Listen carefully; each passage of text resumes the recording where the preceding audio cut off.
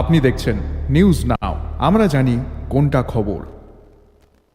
কেন্দ্রীয় সরকারের 4টি শ্রম কোডের বিরুদ্ধে এবং অবিলম্বে শ্রম কোড বাতিলের দাবিতে সিআইটিইউর রাজ্য কমিটির উদ্যোগে আগরতলার অফিস স্থিত শ্রম দফতরের সামনে অনুষ্ঠিত হয় গণঅবস্থান কর্মসূচি।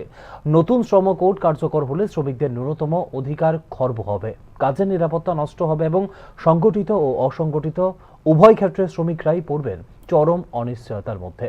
এই শ্রম কোড মূলত কর্পোরেট মালিকদের স্বার্থ রক্ষা করে তৈরি করা হয়েছে, যা শ্রমজীবী মানুষের বিরুদ্ধে এক দানবীয় আক্রমণ বলে দাবি সিআইটিইউর। শ্রমিক আন্দোলনের দীর্ঘ লড়াইয়ের মাধ্যমে অর্জিত অধিকার কেড়ে নেওয়ার এই চক্রান্ত কোনোভাবেই মেনে নেওয়া হবে না। শ্রম কোড বাতিল না হওয়া পর্যন্ত আন্দোলন আরও জোরদার করা হবে বলে জানিয়েছে সিআইটিইউ নেতৃত্ব।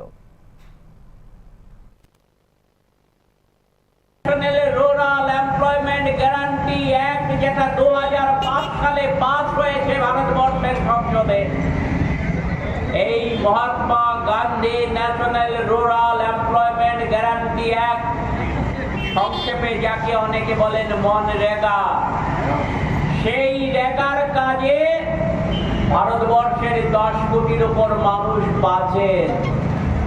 আমরা লক্ষ্য করলাম বাজেট অধিবেশনে বিভিন্ন আছিলায় এই রেগাকে বন্ধ করার জন্য 2024 সাল থেকেই ষড়যন্ত্র শুরু হয় এবং মোদী তার এমপিদের দিয়ে, বিজেপি দলের এমপিদের দিয়ে যুক্তি দেখানোর চেষ্টা করেন মনরেগাতে মানুষ নাকি অলস হয়ে যাচ্ছে।